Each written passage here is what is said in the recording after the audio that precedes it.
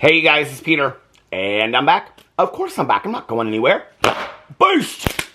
Peekaboo, I see you because I'm YouTube famous now. Available Christmas 2024, the album. Dad, shimmy, shimmy, yeah. Rock on, gold dust woman. Boost! How are you guys doing today? Okay, I am very, very tired today. I stayed up till like 6:30 in the morning watching this show last night called Sharp Objects. It's been on my list for years to watch. And the other night, I was like Google searching best thriller TV shows ever, and it was on the list. And so I thought, okay, it's time to finally watch this show, Sharp Objects. Have you guys seen this show? Oh my God. So the night before, I had finished Presumed Innocent. Both of them were based on books. I finished Presumed Innocent with Jake Gyllenhaal that was on Apple TV. That TV show put me completely through it. It put me completely through it. And if you have not watched it yet, people kept on telling me they're like, I can't wait to hear what you think about the twist at the end. I think today or tomorrow I'm going to do my video over my Peter Watches TV channel. Over my Peter Watches TV channel, I am covering all kinds of TV shows, reality TV, Big Brother, The Housewives. I'm doing all the trending TV shows. I'm doing true crime documentaries over there. So go follow my Peter Watches TV channel. Over there, I talk a lot about it on my vlog, too. I'm trying to keep the TV shows off my vlog and just keep them on that channel. But I'm probably going to do that video today or tomorrow. So I finished Presumed Innocent. And like I said, people were telling me, they're like, I can't wait to hear what you think about the twist at the end. And I was just talking to my friend about this last night, my best friend, Tony Jean, and because she had finished it like a couple hours after I did. And we were like, I thought it was this, and then I thought it was that, and I thought it was this, and then I thought this person did it, and I thought that person did it. And I never in a million years saw the ending coming. I never saw it. And it's very rare that I watch a TV show where I don't see the ending coming, at least in the last episode. It was down to like the last 10 minutes of the show, and I was like, what is going on here? I'm so confused. So the twist at the end of Presumed Innocent is, first of all, the show, each episode gets better and better and better. So that night I started watching Sharp Objects, and I finished it last night. And if you don't know what Sharp Objects is, it's a Gillian Flynn book that they adapted into a TV show. I think it was in 2017. And it's about this woman, and she's a reporter, and she's an alcoholic, and she has a lot of other mental health issues. And so she is assigned to this case to go home to this southern town in Missouri, this town in southern Missouri called Wind Gap, because two girls have been missing and are killed. And so she's supposed to go down there and investigate this. But really, she's sent down there to kind of heal her family trauma, because her boss is like a really close friend of hers. This story is about family trauma. It's about, I don't want to tell you guys all of it, but it is super, super intense. Till the very end, it's super intense. And it is a slow burn. Like the first two episodes, I was like, okay, where's like the thriller part of this? When you start getting into it, it is like unbelievable. And what I love about it is it's one of those TV shows where it just doesn't end all pretty. It ends very, very realistically. Well, kind of. The very 2 seconds, I didn't even understand what had just happened in the 2 seconds of the show, and I had to like search it up. And then it said you have to watch the credits, because in the credits they show, they explain the last 2 seconds of the show. So then I went back in the show and I watched the credits, and I was like, because I usually watch all the way through the credits, and I was like, oh my God, I didn't even know that was there. So the credits explain what happens in the last 2 seconds of the show, but damn, that show put me through it. So I went to bed super, super late last night, and I woke up today late, and, I have, a list of videos that I'm going to make every single day, and I had, 3 funny haha videos that I was going to do over here, and, I was, looking at them, and I was like, this is a video that I've been, wanting to make for a couple days. I saw this come up. I think it was on Instagram or Twitter. Somebody posted this. And then I saw it, and I went in and I looked at it, and I was like, this is really interesting to me. And it's interesting to me that, really not a lot of people are talking about it, honestly. And so I was like, I want to make this video. I think this is an important video to make. So today we'll do, a shorter video, because I don't think this is going to be, a 30 or 40-minute video. This will probably be maybe a 20-minute video. So let's get right into it at the 4-minute and 33-minute mark. So I saw this on Instagram or Twitter. I'm not really sure. I don't really spend a lot of time on Twitter anymore. It's really toxic and negative. So I just kind of go over there and I reshare the Halloween countdown. Sometimes I reshare the Christmas countdown. I kind of go through stuff and then I'm off. I maybe go on Twitter twice a day. That's it. So it's probably Instagram that I saw it. And somebody had reshared part of Jackie Aina doing a makeup review of TirTir's foundation. And I was like, oh, this is interesting. I want to hear what Jackie Aina has to say about this. Because TirTir, which is TirTir, and it's pronounced TirTir, has been getting a lot of publicity lately because OG and newer beauty influencers on YouTube and TikTok are doing a lot of reviews of their makeup. In fact, Mikayla Nogueira kind of got called out because Mikayla Nogueira did a review of TirTir's makeup, and then she got sent by TirTir to Korea with her husband, and then she was gifted a Birkin, and he got Gucci, I think a Gucci sweatshirt, and she was given like another purse. Another influencer was given a Chanel purse. And so a lot of people were saying that Mikayla was doing these reviews to get a free purse or to get a trip to Korea and things like that. A lot of people were saying that she was basically bought by TirTir. Then it was like 2 weeks after that Jaclyn Hill started doing reviews of TirTir and talking about, oh my God, it was the most fantastic makeup in the entire world. And if you guys watch my videos back then, I mean, this was probably 2 months ago or something like that, maybe even longer. I talked about how people were saying that Jaclyn Hill was trying to get a Birkin. Like, she doesn't have enough. I mean, I think she has like 30 Birkins or something like that. But anyway, that people were saying that Jaclyn Hill was doing this, basically this false review of the TirTir brand because the foundations, because she was trying to get a Birkin. And a lot of people were saying that, right? I really, at that time, I honestly, I don't really remember a lot of what I said in that video, but I think what I said is that Jaclyn Hill has enough money. I think she's trying to stay relevant. I think she was trying to do the review because so many people are talking about the brand TirTir right now, and so I think she's trying to stay relevant. Since then, we've seen many other beauty influencers do reviews of TirTir. It's like, I feel like every time I go look at somebody on YouTube, OG, beauty influencer, or whatever, or I'm constantly like seeing it, like on feeds on, Instagram and things like that, that it's coming up that this person did a review of the TirTir foundation, and it's fantastic. It's the most unbelievable foundation that you have ever used, seen in your entire life. And I'll see this person and it'll like, be like a short on YouTube, and then I'll go watch their whole review and they're like, oh my God, this foundation from TirTir is the best, it is the best formula, it's the best foundation, it's blah, blah, blah, blah, whatever. They go on and on and on about it, right? And then Miss Toddy Westbrook came out, and she did not one, not two, I think 3 videos about TirTir, right? And talked about how TirTir is the most fantastic brand, and all these people are giving it really glowing reviews, okay? And, I think we're pretty aware that we live in a world today where I don't know that you can necessarily take like a beauty influencer's word the way that you did several years ago, but it was interesting to me because I follow a lot of this stuff. I watch a lot of this stuff. I'm like, everybody is talking about this brand, right? Like this TirTir brand, like it's the best thing in the entire world. Is it because they're getting kickbacks? I mean, we don't know. A lot of them don't disclose it. Jackie Aina shared in her TikTok that they sent the whole thing to her and they reached out to her, Many of them don't even say that. I think Mikayla did actually say that. And she did say that they gifted her all those things and whatever. I don't know how, like, this is one of the things in over 8 years of covering, beauty influencer drama that I've never really understood is, and I will say for this, I really appreciate Jackie Aina, okay? Because I've always said, and this is where you can tell they sent it to her, they didn't pay her for it. Because, and not that I think it would make a difference, honestly, with Jackie Aina. I just don't think it would make a difference. But it's, you can tell when, I've always asked, like, how do you get paid for a paid review and turn around and, like, do, like, an honest review and say, well, these are the issues that I have with your product. Which means that when these companies are not only sending the makeup, right, which tells you that Jackie Aina, okay, if she wasn't paid to do this review, she was just sent the makeup, then probably Mikayla Nogueira, Jaclyn Hill, and Toddy Westbrook, and everybody else that's reviewing it, they probably weren't paid to do the review either, okay? They were probably just sent the makeup, like Jackie Aina was, because they're all, pretty much on the same level. And so if that's the case, then Jaclyn Hill, Toddy Westbrook, and Mikayla Nogueira, okay, are doing really positive reviews because they want the attention from TirTir.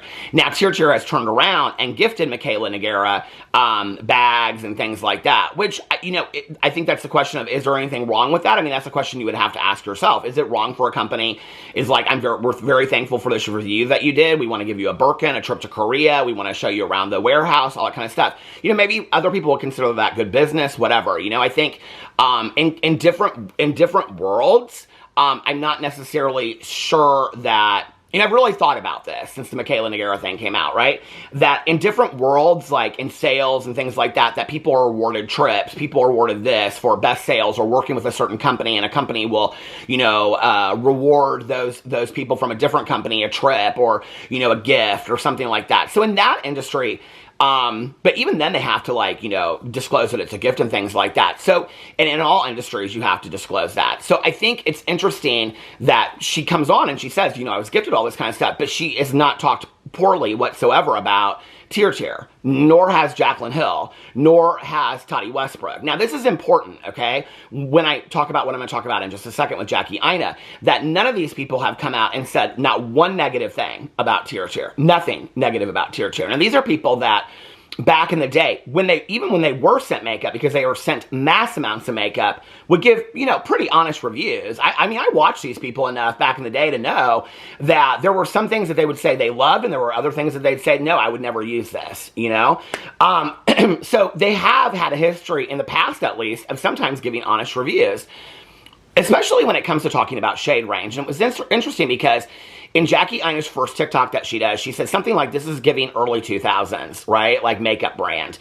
And that's, you know, kind of when, I mean, I didn't start in this space in early 2000s. I started, I think, in 2011, right? So it was like halfway through that. But that was kind of the issue at the time, was like, I don't know if you guys remember this, but when I started in the beauty influencer space covering, you know, drama commentary with beauty influencers, shade range, specifically with foundations, was huge, right? I mean, it was a huge, huge, huge issue. And all of these people were talking about it. You know, all of these people were, well, Mikayla Nogueira wasn't around at that time, but Tati Westbrook, she did dedicated videos, you know. In fact, I actually looked it up because I wanted to make sure I was right. And she's done a video called Ultimate Foundation Guide, and let's rummage through my foundation drawers as I share my thoughts on my favorite drugstore and luxury formulas for all skin types. Jeffree Star talked about shade range. Manny MUA talked about shade range. Laura Lee talked about shade range. All these people talked about shade range because at that time, it was a huge issue to talk about shade range, right? Well, the societal climate has changed. I think this is a huge factor into what's going on today. I think influencers don't really care so much about being honest. They really care about their almighty dollar. And I witnessed this not just in the discussion about shade range, but overall in their motives and how they address their audiences and how they're transparent with their audiences and their willingness to post and what they post about and who they involve themselves with and who they surround themselves with. You know, 10 years ago or 8 years ago when I started this, those things were so keenly watched. People really don't care that much today, in all honesty. And I think that part of what has happened was, it was like saturation, saturation, saturation, oversaturation. And I talked about this with James Charles, right? That at this point, if more allegations with James Charles come out, I don't think a lot of people will really be surprised because they'll be like, oh my God, like, well, so much has happened with James Charles, you know? It was interesting because I was watching Jen Love's video about James Charles. She did 2 videos about it. And in both of her videos, she goes in there and extensively talks about allegations. Like, some of them I had even forgotten to do with James Charles, you know? And I think that's a good example of the saturation. Well, at this point, it's like this brand that, I mean, these people are, all of them, like, not trustworthy with their word at all. So why would anybody care? So people just follow who they want to. They don't really care if they're trustworthy. They don't really care about that. They'll buy whatever they buy because they like that person, right?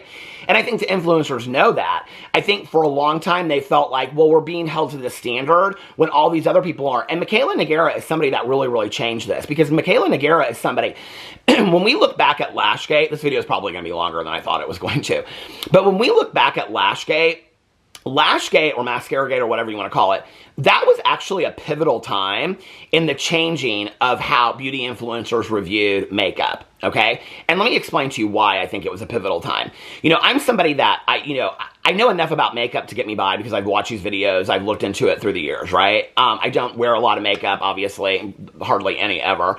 But, you know, so I've watched all these videos through the years and I know enough about it. But what I do know a lot about is, you know, industry and how business works and business practices and things like that, and changes in the business practices.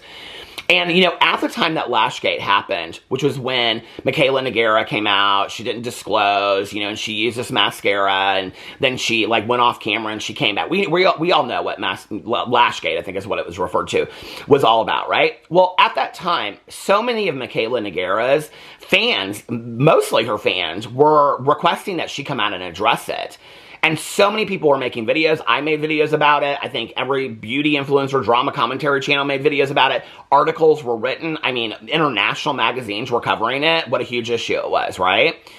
What does Mikayla do with that? She turns around, and when she finally does come out, I remember covering this. She did a video, I think it was a 3-part video, and she said, let's address the elephant in the room. And everybody was on pins and needles thinking she was going to address Lashgate. She didn't address Lashgate. I think it was something like a Valentine's Day look or something like that, right?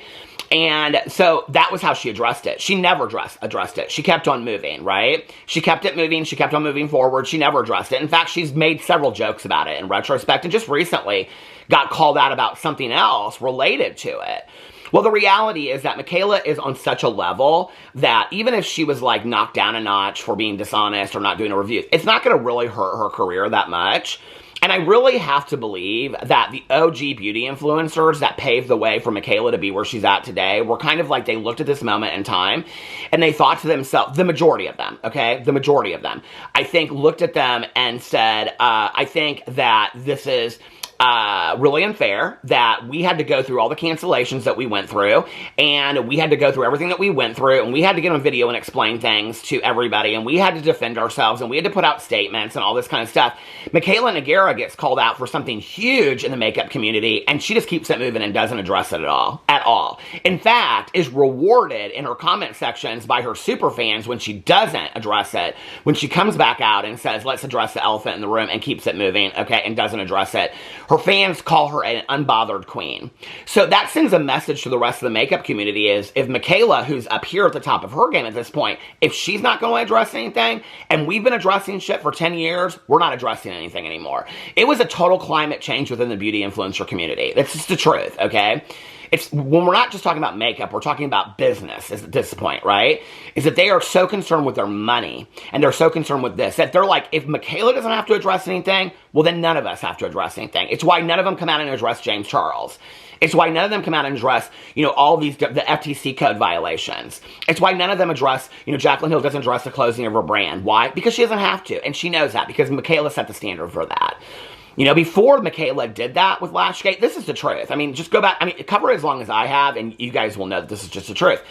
Before Mikayla did that, people were demanded to come out and make statements and explain things, right?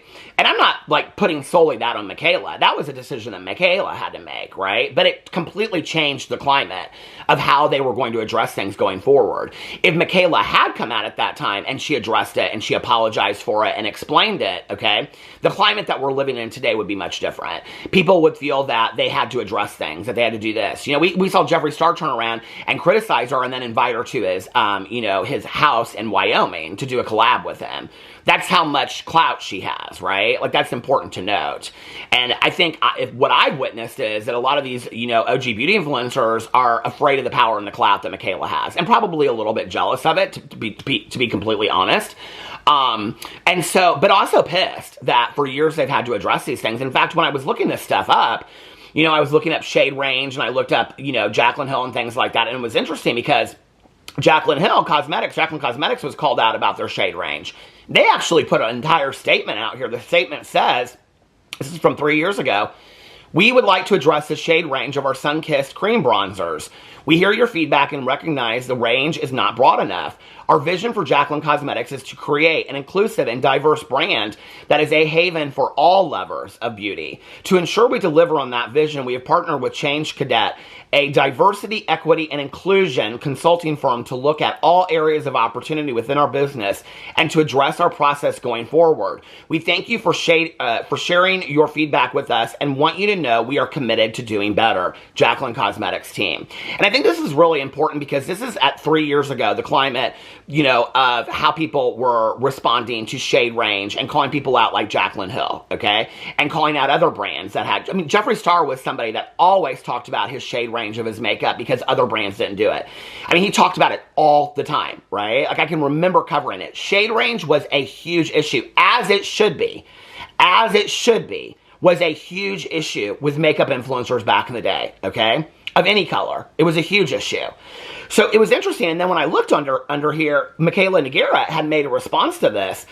Somebody said, it says Mikayla defends Jaclyn Cosmetics, poor shade range, and somebody says on one of her TikToks, I mean, you can definitely complain about the shade range of the bronzers because the range is terrible, because I guess she reviewed it or something like that, and Mikayla says, I think it's important to understand budgeting when it comes to creating and developing products. Jaclyn Cosmetics is a newer and smaller brand compared to brands that have fully established themselves, like TirTir, which is sending their PR to everybody across the board. Smaller brands typically cannot afford to have massive shade ranges. As they grow and their budget grows, they extend the ranges. In the meantime, I think she did a great job of getting the best range she could with the budget she has to work with. In the future, she mentioned she will be extending the ranges. Now, what's important about this statement when I saw it was that, yet again, this is Mikayla Nogueira setting the standard, okay? That she's explaining to the world with her huge platform that Jaclyn Cosmetics is a smaller brand, okay? And that she will do better. It's basically Mikayla Nogueira speaking for Jaclyn Cosmetics, making excuses for it, right? So I think it's important to remember the climate when I talk about what Aina did in her TikTok, because what she did was very, very important in the time that we're talking about, okay? When we're talking about these beauty influencers are really scrambling for money.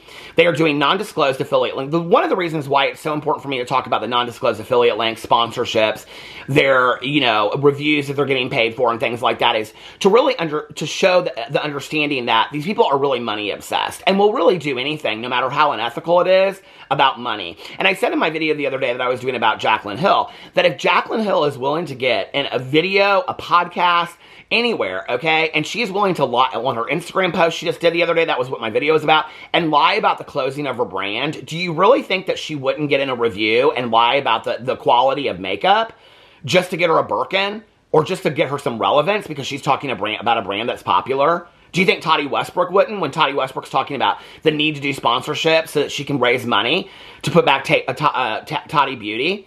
You know, I mean, these are people that will do anything for money. They proved that over time, right?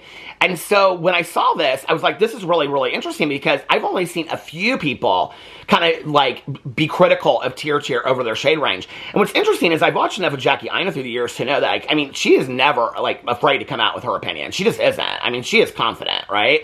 And you can tell, like, at the beginning of this first TikTok, she has 2 of them. At the beginning of the first TikTok, you can tell, I mean, she even says this is not going to be a popular TikTok, you know, or a popular video that she does. And so it was interesting watching this. And so what she does is, she goes in and she uses she shows all the foundations, and she's, you know, using the different ones and the different shade range and stuff like that, and she goes up and she uses the darkest one. And she shows, like, the one that, like, matches her skin tone, and then she goes up, like, the next one, and then the final one, I think is, like, there's, like, the 3rd range up, which is the final one. And what she says in there is, and she is not, I mean, it's not shady, it's not nasty, I mean, it is a well-informed, well-done, review of the TirTir foundations. And she even says in there, she goes, I love the formula. She talks about the creaminess of the formula and things like that, right? But she goes in there and she says, she shows the darkest one, and she says, if this is your darkest one, right? Like, if you're going to lead with this, it was to somebody that doesn't, like, I've watched this for years, but I don't necessarily understand makeup. What Aina did was she spoke about it in layman's terms to make sense. And she said, if this is your leading if this is your leading actor, okay, like, this is the color that you're going to end on, this is your end tone, right? Then you need to have a lot of supporting characters along the way. Like, if this is the one she puts them right here. That's why I keep on pointing my chest. She's like, if you have this one, okay, this is the one I'm using, and then one up, and then a final one, then your shade range is like, I mean, and you can tell when you look at these colors, like, the shade range, I mean, it's like, if I was going to do it in numbers, which this is a bad analogy, but just, I'm like, the first one, let's say, is a 1, right? The next one is like a 7, and the next one is like a 42. I mean, it's literally like they're drastically different skin tones, right?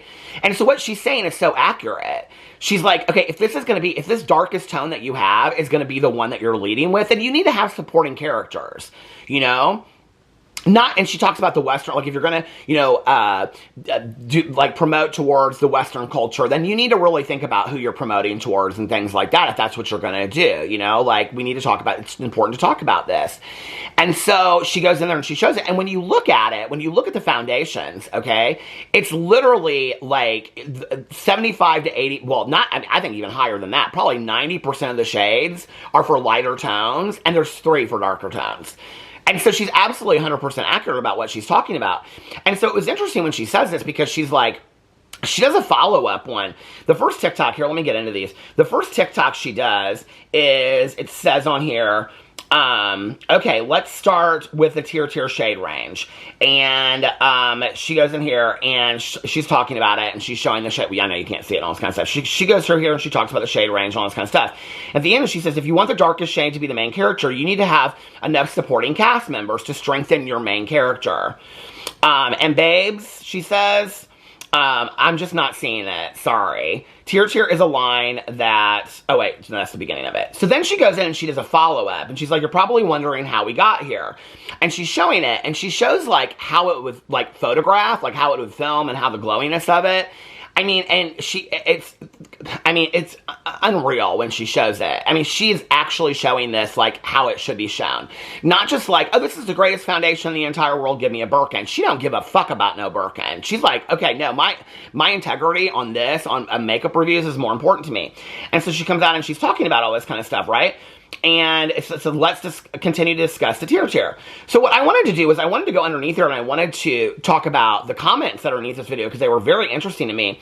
Somebody said underneath here, Javon Ford Beauty said, I feel so validated because every dark shade I tried except the last one looks so pale on me. So I was wondering what I was doing wrong compared to all the reviews I've seen. And Aina responded and said, keep in mind this brand reached out to me, not vice versa. And for an industry that's supposed to be advanced, this was not it. So when Mikayla Nogueira comes out and defends Jaclyn Hill's cosmetics and said that they're a smaller brand, okay, at that time, maybe that would make sense years ago that's the case, right? Still not excusable because she was called out about it, and Jaclyn Cosmetics came out and said they would address it. TirTir is not a small brand like that. So Mikayla Nogueira can't make that. She can't make that excuse, right? And then somebody else said the Here Damn collection, and Aina said LOL, right? And then somebody said, TirTir, baby, get it together. Somebody said, TirTir, you in danger, girl. And Aina responded and said, night, night, TirTir. Somebody said the jump from Cocoa to Fudge was Olympic. Those were the one that she was using in the darkest shade, which was 2 shades up. 2 shades up. Somebody said the jump between shades was scary.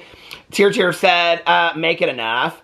And, I mean, it goes on and on and on. Somebody said, like, my God, the jump. And somebody said in here, because this was one of her quotes, why applaud a fish for swimming? And that was it. Like, it's like, okay, you're just doing enough to get by, and all these people are singing out your products. Which then makes me second guess, because when you go into this was the first video, and it's just like all the comments are like that, right? When you go into the second video, the comments are very similar. I mean, this person says, I'm so disappointed. Somebody said, I knew something was off when Darcy was eating up TirTir, and I was like, sis, you are light, saying TirTir expanded when it's giving tart. Aina responded and said, Darcy is slightly lighter than me, though, so this shade may have genuinely worked for her. So she's being very, very fair and honest about this brand. She's not dissing it. She's not being rude. She's being very fair about this. One of the things she says in there is that I don't coddle brands. So you might not like this because I don't coddle brands. And this person said underneath here, I don't coddle brands per. And Jackie said they can kiss asses if they want to, but it won't be me. I was like, oh, I wonder who she's talking about in there. And somebody said, oh, I didn't realize how much I miss YouTube style reviews where you have no idea what the MUA is going to say. And she said, yep, that's me. Somebody said, I've been what I needed to see. So, I mean, it goes on and on and on. Somebody said the flash picture is crazy. That's where she takes this picture of it. Somebody in here said, this is why you have the longevity you have. She said, thank you. I mean, it goes on and on and on. And, somebody said, not you giving a disclaimer like we don't already know. That's why we trust you. Truth or brand stands feelings. And she said, everyone doesn't follow me, though. And unfortunately, sometimes my content can end up on very riled up sides of the internet. Which is true, right? And so somebody else said, well, the loyalty to Fenty continues. I think it's interesting that she says in here, she says the part where, hold on, where she talks about that she, like, that, you know, she doesn't, that she does the brand, that she does the review. This is going to stop. Hold on just a second. Okay, I think it's really interesting when she goes into the comments and she says, you know, that she's not going to kiss asses. Well, is she implying that other people kiss asses? I mean, Jaclyn is not going to come right out and say that. She's not going to call people out by name and say that, right? But what's interesting then is the question of, then why are all these people? I mean, Mikayla was the first one to do it. Mikayla was the first person that did it. And Mikayla, well, not the first one. There was like 2 or 3. And they each got purses. I think one woman got a purse sent to her. Somebody else got something else sent to there. And Mikayla got a trip. Well, Mikayla has a lot more relevance than a lot of these other influencers. And so it's interesting to me, right? Like, and, you know, Mikayla is also known as somebody that doesn't, you know, disclose appropriately. She doesn't let you guys know if she's being paid for a sponsorship or a review. I'm wondering what the discussion is behind the scenes. Like, were they all, I mean, this is where the importance of disclosure is important. And when I talk about it, people are like, why do you care? Why do you not care? Well, this would be an issue. This would be an incident where it would matter, right? Because if one of these people, let's just say, if, they just sent the stuff to Jackie Aina and Tati Westbrook, okay? Then Tati Westbrook's giving it a very positive review, and she was just sent the makeup. Jackie Aina is giving it a very critical review, but it's still very positive review. I mean, she says the formula is fantastic and all that kind of stuff.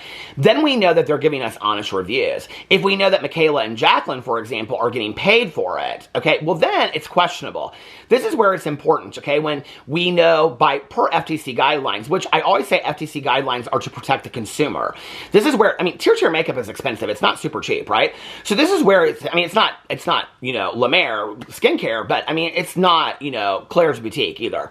So it's important that we understand, like, I mean, Jackie Aina leads with, they sent this to me, right? So that's where it's important to understand, is it gifted to you? Are you being paid for this review? Is this a sponsorship? You know, are you making money off an affiliate link? Because if you're making money, then you're positively reviewing this and saying, this is fantastic, this is the best, and people are going to go buy it off your affiliate link. That's important to know. So when people aren't disclosing affiliate links, importantly, it's important to know, right? So it is important that Jackie Aina comes out in her video and she says, they sent this to me. They reached out to me. I did not reach out to them. That's important, right? Then we know that Jackie Aina, who was sent this stuff and they reached out to her, is giving us a very honest review. I mean, she's being very critical. She's being very fair. She's saying all these kinds of things. But when other people aren't saying the same things, it's interesting to me, right? It is also interesting to me that I've seen enough reviews of people that haven't said it was sent to them and acted like they bought the whole thing, right? Like, that's interesting to me in retrospect, having covered this, that Jackie Aina is showing the whole box, the PR box. I've seen other people not show the PR box and just show the different, like, the different foundations. They don't show the PR box, when they were probably sent the whole PR box too. This is why disclosure is important, okay? And it's not, and this is the part where it's not about legality of it. It's about, they talk in there, and I always say this when I talk about disclosures, it's about transparency to your audience, because you don't want to ever come across as dishonest. This is where it's important, okay? And are these people bought or are they not? And what is the reason if they are kissing these people's asses? I'll be honest with you. Mikayla Nogueira has made so much money. I don't really think she thinks it's probably nice that she got a Birkin. I don't think she really cares that much about it. You know, I think these other people that got Chanel purses, I mean, she can go to Gucci tomorrow and she could spend $20,000 on her husband. I mean, no questions asked. Mikayla Nogueira has made that much money at this point, right? So I don't think that she really cares about that. I don't think she even really cares about getting a trip to Korea. Do I think that she cares about the relevance and the popularity? Yes, I do. Okay, do I think that Jaclyn Hill cares about a Birkin? No. She's got 30 Birkins sitting in her closet. She shows them when she shows her closet. We know that, right? Do I think that she cares about the relevance and the popularity? Yes, because relevance and popularity send people to her Instagram and her Amazon videos that she does my favorite 452 things that I just had the last month that I bought from Amazon. And doesn't even show half of them, just shows pictures of them. Tati did the same thing with Amazon Prime. She even somebody said she bought all that stuff. I watched the video. She didn't buy that most of that stuff. She showed pictures of what she was going to buy. That's what she did. I saw it, right? So relevance drives traffic in the same way that back in the day, beauty influencers wanted to recruit drama channels, because if drama channels were talking about them, then it would give them relevance, and relevance would sell items, because if we were talking about these people, then people were watching them. It was building the world up. Whenever you talk about business, okay, any business that you work for, any business, I don't care, okay, will tell you that they need to have a mission statement or a story, right? Like they want to tell the story. When I, used to work in treatment back in the day, and I had gone through the same treatment program that I worked at. And so all the time I would be called up there to like, the CEO's office to say, can you talk to these, people that want to like, give us grant money or whatever and share your story about how you really believe in, whatever we did because it worked for you and you're still sober today. And be like, yeah, absolutely. And I would share my story of sobriety with these people and how treatment helped me. I mean, it basically saved my life, right? Stories to businesses are important. It's why when you look at websites, I read about sections a lot. I love to hear the behind the scenes of why this person was so passionate to start a business. Stories are important, okay, to all of this. And so when we like negate it and we say that that's not true, okay, and we say it doesn't really matter, and we go back and we look at all this kind of stuff, then it really is important, I mean, the stories behind these people and how they got there and why they're doing what they're doing is really, really important. So it is important to understand these things. So do I really think that, when we're talking about the stories, like the drama used to drive the stories back in the day, the stories of everybody, if 10 drama channels, which if we were getting 40,000 views at that time, some of us were getting 200, 300,000 views. You're talking about 1 million views, okay? 500,000 to 1 million views every single day. Because all of us drama channels back in the day were filming videos like that. All of us talking about all these people. If we are one day talking about Jeffree Star, the next day talking about Jaclyn Hill, we're driving traffic talking about those people, positive and negative. The saying is that any press is good press, right? So it drives traffic. Well, those times have changed, okay? Because drama has changed, commentary has changed. And now it's this very hardcore holding accountability situation. So now it's like the pendulum has switched. Now it's what other ways can we get relevance? Well, maybe that relevance is talking about the biggest trending topic, talking about the biggest trending product. And right now, TirTir is the biggest trending topic. What's interesting to me is I don't remember anybody talking about TirTir before Mikayla talked about TirTir. I don't really ever remember anybody not addressing shit before Mikayla decided she wasn't going to address shit. Mikayla Nogueira has a lot of power in the beauty influence space right now, And I think that's important to note when we're watching these people. Mikayla Nogueira can do whatever she wants. She can come out and address things and she can come out and not address things, I think it's interesting that, that people think I don't like this person, I don't like that person, blah, blah, blah. What it makes me think is that Mikayla Nogueira is much smarter than I ever thought she was. That she thinks these things, through 2 and 3 steps ahead, right? I've said this in almost every video that I've ever done about Mikayla Nogueira. I'll never forget watching this TikTok that she did where she was testing out lipstick on a breakfast sandwich. And I'll never forget watching this and I thought, this is literally genius, right? Because the majority of the people that are watching her TikToks out there are going to work. They're driving through McDonald's or Hardee's or Carl's Jr. or whatever, picking up a breakfast sandwich on the way or getting their kids breakfast in the morning or whatever. And they're watching this and they're putting on their makeup while they're doing it, while they're going to work. Like, this is genius, right? Like, this is so relatable. And that's the thing, okay? This relatability factor is what has sold a lot of these beauty influencers for years and years and years, And so what happens is when Aina's coming out and she's being real honest about the shade range situation and she's being critical of a brand and she's saying, this is not it. Like, I can't stand behind this brand. And she even says in there, I wish I could because the formulas are fantastic, but I can't because of the shade range. Basically do better, right? Then it's like, okay, well, all these other people up here that love TirTir, okay, and then TirTir is getting a lot of popularity, then that like reduces it down again, right? I think it's interesting when we talk about the climate. I think the social climate has a lot to do with why we're not talking about shade range right now too. I mean, in all honesty, when I started covering beauty influencer drama back in the day, if a brand came out and their shade range was not inclusive, it was a huge issue. If you are somebody out there that watched beauty influencer drama 8, 10 years ago, 6 years ago, you can sound off in the comment section below because you know that that's true, okay? That inclusivity of shade range in makeup was huge. It was a huge issue, as it should be today. So my question is, why is it Aina and only a few other people that are talking about the shade range of the most popular brand that anybody's talking about, TirTir, right now? Why aren't these other people talking about it? It's confusing to me, right? It's confusing to me. And it makes me really wonder more about what's going on behind the scenes. I just, in all honesty, I know Aina's not going to get in a video and be like, and this person and that person, this person, right? But it makes me wonder what she means by that statement when she says, I'm not going to kiss asses, right? Like, to me, it's like, well then, but if they are kissing ass, then what's the motive? Like I've always said in my videos, you can go back and fact check this, the motive is what's interesting to me. If Mikayla Nogueira is kissing TirTir's ass, if Jaclyn Hill is kissing TirTir's ass, if Toddy Westbrook is kissing TirTir's ass, if all these other makeup influencers are kissing TirTir's ass, what's the reason why? Is there a financial payoff? You know, are they on TirTir's payroll? I mean, we were called out for that back in the day. Are they on the payroll? I don't know. You know, are they getting paid to do reviews? Are they hoping to get a Birkin? I don't really think it's all about that, if you want to know the truth. I really think it's about the relevancy and the popularity of TirTir. That's what I really think it's about at the end of the day. I really do.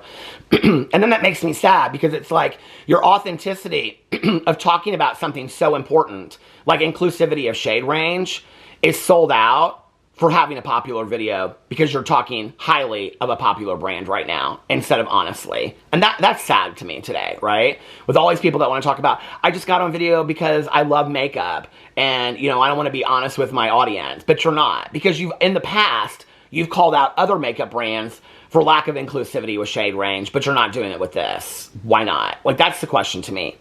I just want to know. Anyway, let me know what you think in the comment section below. I love you guys, and I will see you tomorrow. Bye.